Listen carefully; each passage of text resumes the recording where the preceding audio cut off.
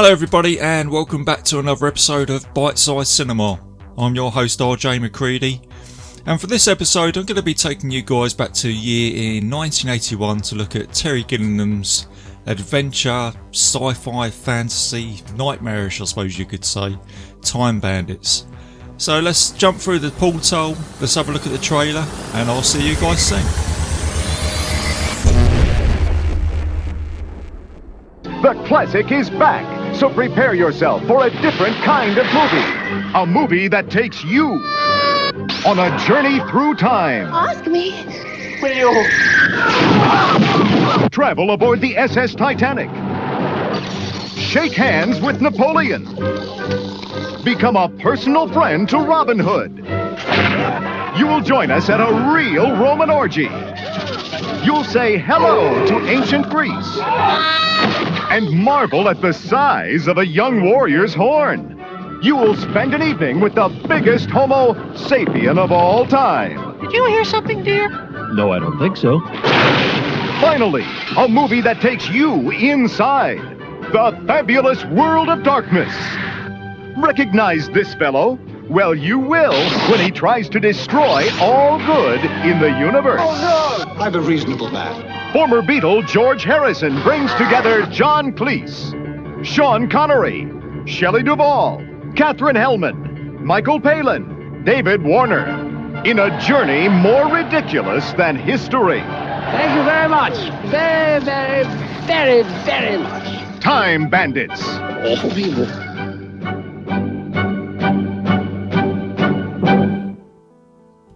And welcome back guys. So the synopsis of this film is a young boy accidentally joins a band of time-travelling dwarfs as they jump from era to era looking for treasures to steal. It's a PG, it's got a 110-minute runtime and it's classed as an adventure comedy fantasy. It was co-written, produced and directed by the legendary film director Terry Gilliam, who is known for being involved with the Monty Python crowd and other movies such as Jabberwocky, Monty Python's Holy Grail, Brazil and The Adventures of Baron Munchausen.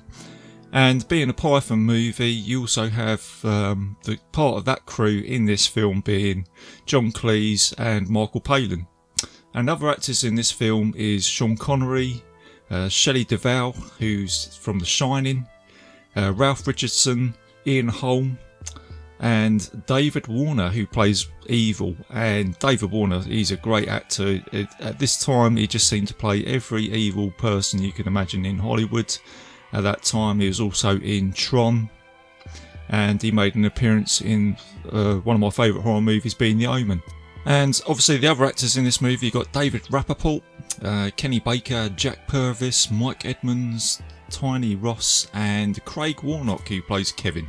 And a bit of trivia about Kevin Rowe, or Craig Warnock, it's actually his brother that auditioned for the movie, but he was just standing in the background and Terry Gilliam went, he's the one I want, here's Kevin. He was just being himself and he said no, he's the guy that I want to play Kevin. So his brother ditched out on this one, but he does a good job in this movie.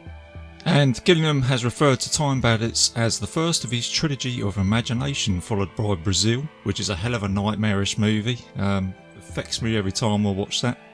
And Adventures of Baron Munchausen. So the basic line here of all these films is you've got Time Bandits, which is seen through a kid's perspective, Brazil, which is seen through an adult's perspective, being a guy in his 30s, say, and Munchausen through the eyes of an elderly man. So they're all connected, all part of the trilogy, and they're all really good films, and they've all got their own, how can I explain it, own charm I suppose you could say when I try to describe these films. But all in all, when someone asks me about this trilogy, I generally say they're like nightmares in some ways, but done really well. But Brazil particularly, even Terry Gilliam, when I watch the extras for that, he even says, I don't know, I don't even know what I've done here. This film is so crazy.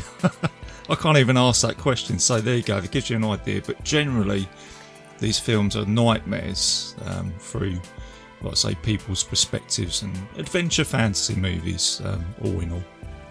And let's talk about the building block of this movie. So it was financed by Handmade Films, which was formed by former Beatle George Harrison, and And he also wrote and produced the end song here, Only a Dream Away, which is a great song. It's a great addition to this movie. And the other thing here is to mention there's a film distributor called Avco Embassy, which is a independent film distributor. They worked with very low budget films. And between the late 70s and early 80s, they had a string of movies, really good films. And just to mention a few here, you had Phantasm.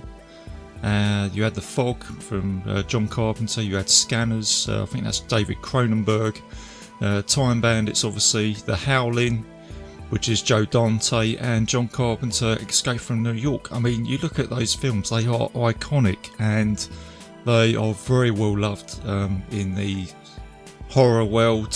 Fans love it. I know there's a lot of people that love it on social media, especially the guys on Legion podcast. And like I say, the thing that I want to mention here with Avco Embassy, and it's very important, and I like this, and it's a big thing for Terry Gilliam, is that they had full control of these films. They were given a budget. Avco Embassy said to them, look, here's the money, we'll give you this budget, we won't give you any more, but they had full control of their films. And this was the end result, and now you've got some blueprints for horror right here, like I say. And this is the thing with Time Bandits, and this is what Gilliam wanted to do. He didn't want to have a studio. He had Disney involved. Disney were going to give him the money, but he said no because they wanted too much involvement. And as a result, you've got a film like Time Bandits, and this is Gilliam's pure imagination here, just let loose. And as a result, you've got a film that really has stood the test of time. And I don't know anybody that doesn't like this film. And it did really well in the US. It hit the US markets, and the box office weekend grossing $6 million. And as an international gross, it made $42 million. So it was a success critically and commercially. And it still does really well today. And it's also left a bit of a legacy, because even J.K. Rowling, who made the Harry Potter film, she even wanted Gilliam to direct her first movie, which was the Philosopher's Stone. She really wanted Gilliam to make that film because of this type of movie, but the studio said no. We'll get Chris Columbus to do it because we wanted a more kid-friendly movie, which is what I'm talking about. You know, it's. I won't get into that too much, but the good thing about Time Bandits is all out. It doesn't push the boundaries, but it doesn't hold back at the same time. It's just like hell, you know. This is it. It's a kid's nightmare. We'll just do it. This is what's happening. So the Harry Potter films could have been very different, couldn't they? It would have been interesting in getting them had a go. But there we go. We'll just have to. It's just one of those what ifs, I guess. But while we're talking about Harry Potter, because I watched this when I was a kid back in the 80s, I remember my dad bringing it home on VHS, and this was my Harry Potter back in the time. And guess what? It was only a 2-hour movie, all condensed into one. It didn't have to be. I'm not having a dig at Harry Potter here. They're good. It's a good franchise. What I'm saying is, sometimes you don't have to have so many films or drawn out storylines or plots. You've just basically, with Time Bandits, you've got a 2-hour movie. It gets you from point A to B. It does what it says on the tin, and that's it. And it's a fun film. And it's a testament to Terry Gilliam when I speak to all the fans about this film, and they just rave about it. But so there you go. That's my take on it. But talking a little bit more about some trivia before I get into the review of this film is Sean Connery.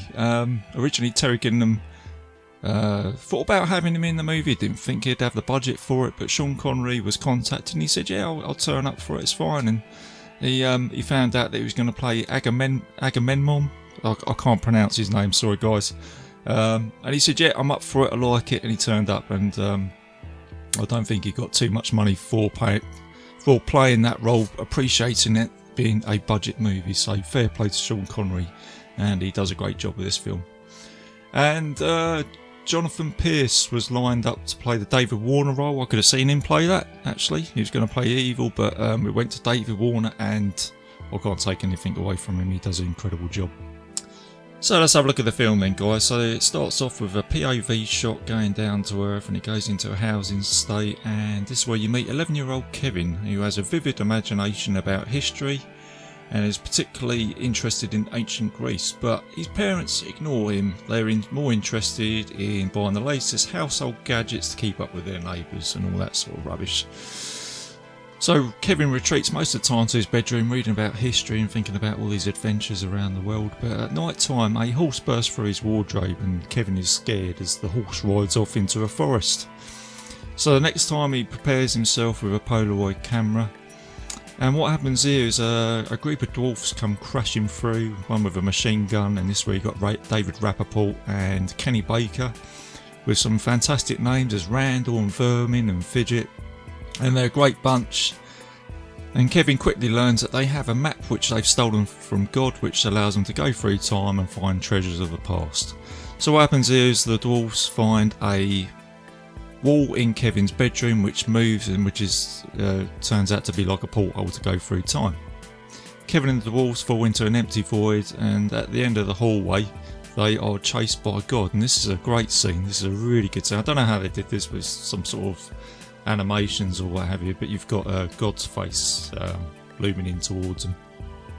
So with all this going on, I mean, Kevin's hesitant to go with him, but he has no choice because he's chased by the Supreme Being, and he finds himself travelling through different times and spaces, and he meets up with Napoleon, which is played by Ian Holm, and then he meets John Cleese, who plays Robin Hood, which is a great scene.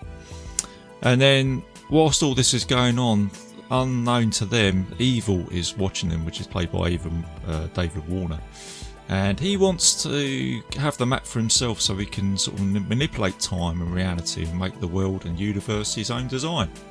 And then through Evil's action, Kevin becomes separated from the dwarves and he goes back to Greece, and it's where he meets King Agamemnon, which is played by Sean Connery. And this is where Kevin finds some happiness. He finally finds a parent in King Agamemnon after he helps him defeat the Minotaur, and he goes back to his kingdom, and Sean Connery takes him under as his son almost, and he's quite happy. But then the dwarves turn up and they abduct Kevin, going back for another portal, and this time they end up on the RMS Titanic, so they are doomed. So they hit the iceberg, they're on a sinking ship, and they go for another time hole or portal, and this time they go back to the land of the legends. This is a great scene, really good scene, real fantasy scene here where they end up on an old ship with an ogre and his wife, and they capture the dwarfs and Kevin, wanting to put them in a cooking pot and eat them, but between them they manage to thwart this plan by chucking the ogre and his wife overboard and taking over the ship. But it doesn't stop here, because a giant comes out, and like I say, another great scene here where the giant comes out of the water and you've got the ship on top of his head. So again, they're trying to think of a plan on how to stop this, so they get a fire stoker, I suppose you could say, and they use it as a syringe to put like a sleeping potion into the giant's head, and he comes crashing down. And they manage to escape again, but now they found the Fortress of Ultimate Darkness, and are led to believe that the most fabulous object in the world is awaiting them. So it's kind of like Evil's trap, luring him in. And Evil takes the map off them and puts them into a cage, and you get a pretty cool scene here where they start cutting bits of rope off and making a line so they can escape from the cage. And Randall thinks it's all over because they don't have the map, but then Kevin realises that he's taken a Polaroid of the map and they can find the next portal. So after escaping the cage, Kevin manages to distract Evil while the others go through the hole. And then before Evil confronts Kevin, you get probably one of the best scenes out of this movie. It's where everybody, all the dwarves, return with various warriors, fighting machines, cowboys, archers, a tank, a spaceship, and you get probably one of the best fighting scenes here. It's just incredible. Everybody has a go at Evil. You got the cowboys, the archers, and if you haven't already been entertained with all the other great stuff from this movie, you get the massive payoff here with this final fight, and you know what I'm talking about, guys. You got Evil that turns into like a merry-go-round with some ropes with all the cowboys, and he just cuts them off and gets rid of them all. And then when the archers throw arrows at him, he turns into a big ball, and then he bursts out all the arrows back at them to kill them. So They throw everything at him to try and stop evil, but all the things through the history books cannot stop him. But then all of a sudden he turns into a ball of flames and into charcoal, and then you've got the Supreme Being that turns up again with a massive flash of white light, and then you've got an old man in a suit, which is played by Ralph Richardson, who does a great job with this character. He's got real conviction in his voice here when he starts talking. And the biggest twist at the end of this movie is that he actually allowed all this to happen. This is all his master plan. He wanted them to take the map, and he just basically wanted to see what evil was like, because he said that he's created evil. He just wanted to see what evil was going to do in the world, and he said he's quite happy with it. So that is a twist at the end of this film. But they collect all the bits of charcoal, and he says you must put them all back in. Be careful with it, and they put it into a pillar box. And this is where the dwarfs go back up to possibly heaven or wherever it is they came from. And then Supreme Being says to Kevin, no, you have to live the adventure, you have to go on. And the dwarfs are kind of like upset with this, and they say, oh, we really wanted him to, stay with us. And then Kevin returns home to his bedroom, but he's engulfed in smoke, and his house is on fire, and he gets rescued by the fire brigade, and he's outside, and it's quite a dark scene coming up here, because one of the firemen finds a toaster, and there's a little bit of evil charcoal in there, and Kevin says to his mum, Dad, don't touch it, it's evil, and they both touch it, and then they blow up. So poor old Kevin, he's left in a worse situation now, because he's on his own and he hasn't got any parents. And then you get one of the firemen who gets into the fire engine, and he looks out, and it's Sean Connery. Whether they've opened it up for Sean Connery to be his foster parent, I don't know, but that's it. And then you've got the POV shot of it comes out from the housing estate, how it started at the beginning, and then you've got the camera panning out from Earth. And that's it, that's how the film ends. And you've got the map that just sort of rolls up, and then you've got the end credits and the magnificent George Harrison song, Only a Dream Away, which complements the movie really well, I think. And that is it, guys. That is Time Bandits. That is my bite-sized review on Time Bandits. If you haven't seen it, go check it out. If you have seen it, I've no doubt you're probably a fan just like me. Like I said at the beginning of the show, I don't know anybody that doesn't really like this film. And as I said at the beginning of the show, guys, this is a testament to when a film director or writer, and everybody involved in these films, when they get a chance just to make a film that they want to make and they don't get any studio interference, and Time Bandits is a good example of that. So there you go, I'll leave you with that thought. So like I say, guys, hope you enjoyed the show. I will be back soon with, what am I doing next? I'm going to be doing Demons from 1985, Argento Lamberto Bava. Great movie, one of my favourite horror movies, probably a date night film, so I'll be checking that out soon. And as a bit of admin, guys, I am a proud member of Legion Podcast, so please go and check out all the other great shows there.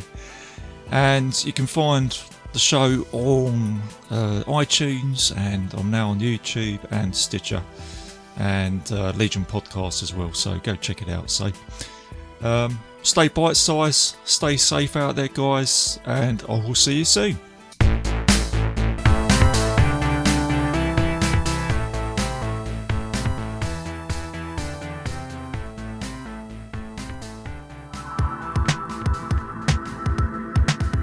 If you enjoyed this show, then make sure you check out the other great shows on the Legion Podcast Network, like Cinema Psyops, Cinema Beef, Devour the Podcast, Duncan and Bo Come Correct, Exploding Heads Horror Movie Podcast, Friday the 13th, Get Slayed, The Helming Power Hour, Hello, This is the Doom Show, Hero Hero Go Show, Kill the Cast, Underwater Kaiju from Outer Space, Jerry Hates Action, Legion After Dark, Mental Health, Obsessive Cinema, Discourse, Pick 6 Movies, the podcast by The Cemetery, the podcast on Haunted Hill, the Psychosemantic Podcast, Rick Radio, House of Wax, Dude Looks Like the 80s, Rabbit and Red Radio, the Shadecast, Short Bus Cinema, 2 Drink Minimum Commentaries, the VD Clinic, Who Will Survive Horror Podcast, and Witch vs. the Doomsday Clock. With such a wide spread of shows, there is guaranteed to be a niche for you to fall in love with.